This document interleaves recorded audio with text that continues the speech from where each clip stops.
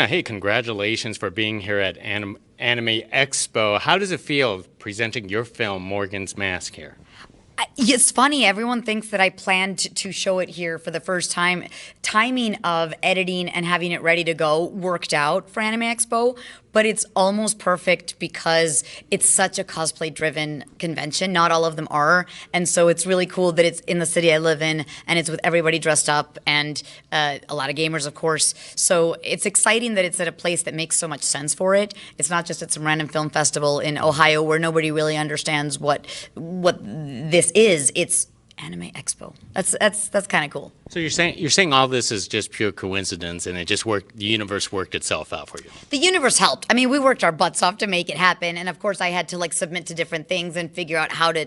But the timing of things, the film could have been ready in like 2 weeks, so it wouldn't have been ready for this. But luckily, it was all perfectly timed with the universe to make it happen. Yeah. Well, that's beautiful. So initially, for yourself, how were you brought onto this project? A writer-director, wrote this about some of his experiences in the pandemic, and he wanted to make it about a cosplayer because if it was going to be shot in one location, it should be interesting and have costume changes and that kind of stuff. And so I think he was looking for a cosplayer to play the role, and he was searching, and found me through another cosplayer's picture, and he's like, "Oh, who's that chick? Oh, she could be good at this." And so he reached out, and I read the script and I loved it. So I said, let's co-produce this with a Kickstarter with fan help because we didn't have funding for it. Making a film costs a lot of money. So luckily we got about 600 donors via Kickstarter to make it happen. And that's how I got involved. But I was so moved by the script and the experiences this cosplayer has that I was like, I want to make this to represent the people I meet at Comic-Cons every weekend.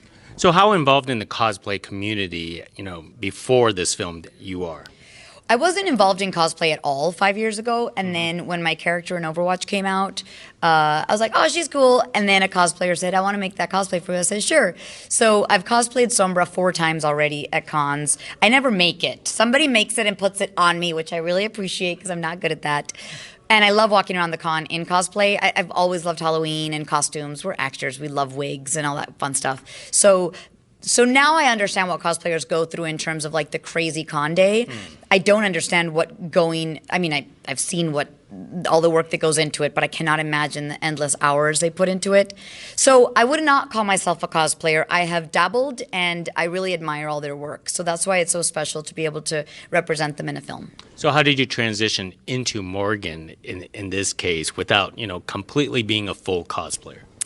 I mean, it's called acting, but I think also just I've been to over 50 cons this far in my very long life, and I've met so many cosplayers, and they've shown me how they make stuff, and I took 17 hours doing this, and I have a lot of cosplayer friends, so that part of it I understood because as an artist we work really hard on our craft. Like actors and cosplayers have similar things in that we're always doing something and it might not always work out, but you keep going. And so I connected in that aspect. I have an online following just like Morgan did, so I could connect to talking to fans online, even if it's not as a gamer. I'm just an actor who does it. So there were parallels that helped me understand her. And then she's just a zany person who likes putting on costumes and connects with her sister and her mom online. And so there were parallels in terms of her personal life, and I liked that. So a lot of me is in Morgan, even if some of the technical stuff is a little bit different. Well, I mean, obviously, if people saw the trailer, Morgan goes into very dark places itself. How did you get into that headspace, and was it easy to turn it on and turn it off? I mean, I think that there was a time in the pandemic where I was definitely feeling some stuff Morgan did, and so you just kind of tap into that. I've dealt with heartbreak, so when you find out that your partner's not being great to you, that I remembered what that felt like with a big breakup that I went through. I prepped certain scenes emotionally with all the acting techniques that we've learned, but I think that at that point in the pandemic, we shot almost 2 years ago now, we were still dealing with a lot of emotional turmoil, so it wasn't that hard to go, okay, let me find this emotion,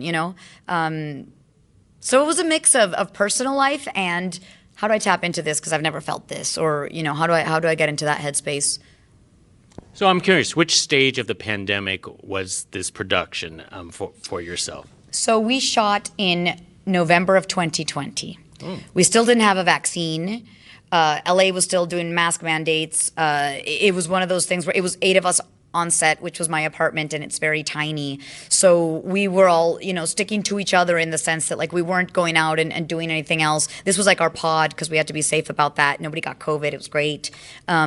So we were still kind of figuring out how to live safely. We weren't vaccinated. There were still like, I don't know what wave we were in of what variant, but we couldn't socialize yet like we are now. So I think we were still in like a bit of a fuzz of like, how do we do this? How do we get out of this weird, funky feeling that we don't fully understand?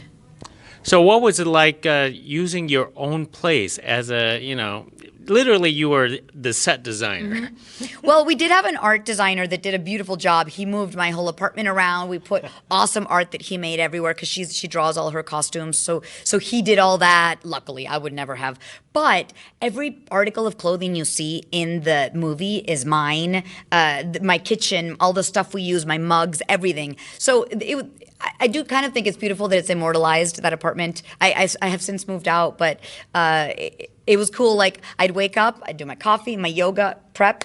Everybody would show up, the crew. We'd shoot. At the end of the day, we'd sort of clean up. They'd leave. I'd vacuum the entire place, reset for the next day and learn some more lines. But it was kind of cool that I didn't have to go anywhere. They'd just come to my house. But at some points, it's definitely like, oh my God, there's 8 people in a 1-bedroom apartment. If we're not shooting in my bedroom, we're moving to the living room, and we kept moving equipment from one end to the other. It was fun, but also insane. That's like redefining the idea of live work, wasn't it? Oh, 100%. Oh my God, at some point I thought, if my landlord comes here, he's going to kick me out. My neighbors were like, what's going on? You keep dropping heavy stuff. And I was like, guys, shh, the equipment. Because the neighbor below me was angry. Then the ones in front of us started mowing the lawn, and we're like, oh my God, could you stop? We're shooting. They're like, what are you doing? We're like, we're making a film. And they're like, okay. Like, it was bizarre, but fun. I mean, it was good times, You bond with a team on set, for sure. Now, how much of involvement were you with the costume design? Because you said you're not exactly a cosplayer yourself, and you wear other people's cosplay. But this one, it's probably a little bit different effort. Yeah, I don't. So I wear a lot of my own clothes in the movie. I borrowed cosplays from Christina V, who's a fabulous voice actor and cosplayer. Yeah. So her Wonder Woman is stunning. She lent it to me, and marvelous. Not Marvelous Mrs. Maisel, Miraculous Ladybug costume. The different ones that I wore, she lent me. And then Melanie Jasmine lent me other ones, and she made the one for Sugar Plum Mercy.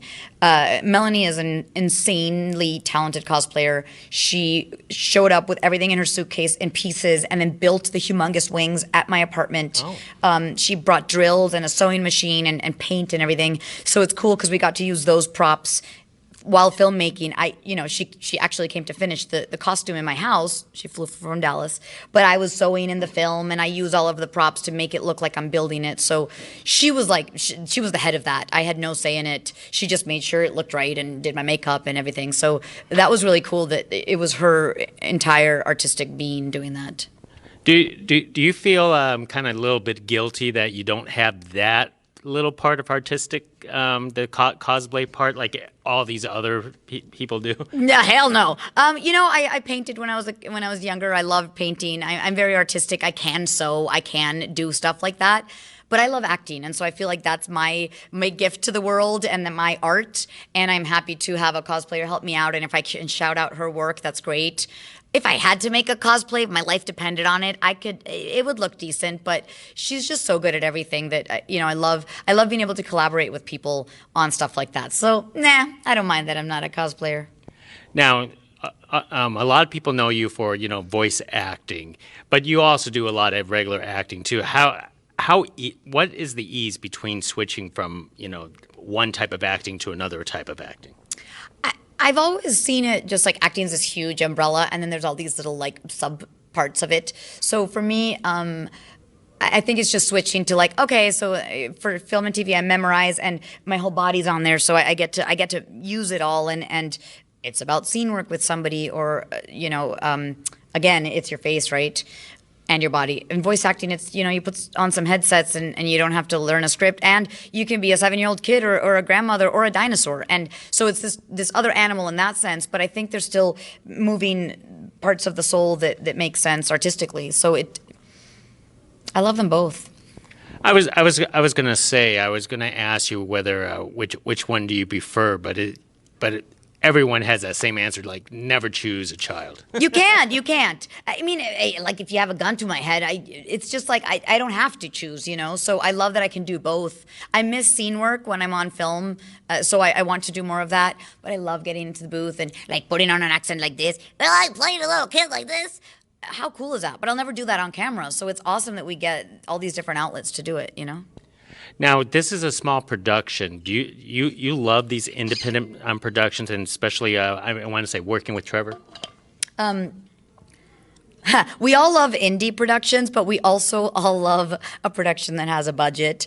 That helps you just make life easier. So, you know, could we have had some more money to make the film? Yes, that would have been great. But indie film does have this magical component where people are just particularly resourceful because they're making things happen with no money. On set, Trevor and I collaborated really well with also our DP, Guillermo, and it was just like finding that, you know, the balance between, you know, what's she going through now? Is her quirky self coming out? Is this going really dark yet? And so it was just a balance of like, we did a lot of takes that were very different, and then in editing we chose which ones should go, so. Yeah. Now, with the premiere here at Anime Con, now people's going to expect this film to be playing across conventions. You do have plans for that. I want to show it at a convention. If I'm there, I want it like as an evening event that I offer, and we can do a Q&A, because for me the most important part is getting to talk to people afterwards about mental health. It will be on demand streaming and all that stuff probably in the fall, because we just got distribution, but I don't know all those dates. So I want to do conventions so that I can have this interaction in person with people as if it were a film festival, and then also online in case, you know, I can't make it to Iceland and somebody wants to watch it there. So I hope it's everywhere, and I hope people can spread the word, because I think it'll speak to gamers and cosplayers. So are there some more conventions that you already have lined up, or you're still scheduling those? I'm speaking to Fan Expo, because we did a tiny premiere in Dallas recently, and that went well, but this is kind of the bigger one. So we're going to do Fan Expo, Toronto, Edmonton, San Francisco, and Boston so far. And then after that, we'll see, you know, where I can take it. This is all up through 2022, and then we're going to see what's going to happen in 2023. Most excellent. And how are we going to know where it's going to be playing pretty soon? I put everything on my socials, so if you follow me on Instagram at Ravassa, or my Twitter's at Carolina Ravassa, I'm usually announcing any important stuff there, so definitely check there. There's a Kickstarter, but I don't update it as much. It's just like Instagram is like the outlet that I use the most, so definitely check that out so that you can know what's going on. And one more thing. I mean, obviously the title is Morgan's Mask, meaning that you know what she puts out there isn't what she is in real life. Could you talk about that? Because obviously that is very relatable to a lot of people, like especially in your industry. Yeah, I think there is this disconnect between like our real life and social media. Look, I also don't believe in like publishing every single thing I do. I went to the bathroom. I ate this muffin. Like, I don't say we need to do that, but I think that we just all need to remember that what we see isn't exactly what's going on behind closed doors. And, you know, of course I try to be as genuine as I can on my socials, but sometimes I'm there to lift spirits up. I'm almost done, but you're welcome to come in. You know, you can lift spirits up and help, because they say, oh, we love your videos. They make us so happy with Anjali. And if I can create hope, I want to do that. But that doesn't mean that I don't have sad moments, you know? So it's just, I think we all just need to remember that it's not always what it looks like, right? Perception is very different. So I can't tell people to change what filters they use or how Photoshopped their Instagram is. But the viewers need to go, oh, this isn't always like that. It's not that perfect, you know? And more celebrities are talking about mental health, and I think it's really important. So I hope this film opens that conversation with congoers. And that's the entire point of being here. Well, congratulations once again for Morgan's Mask. Thank you for carrying this conversation with us. Thank you so much, and tag me on all the things, and I'll reshare all of this. Absolutely. Interview and everything. Thank you. Thank you. Appreciate My gosh, great questions. Hey.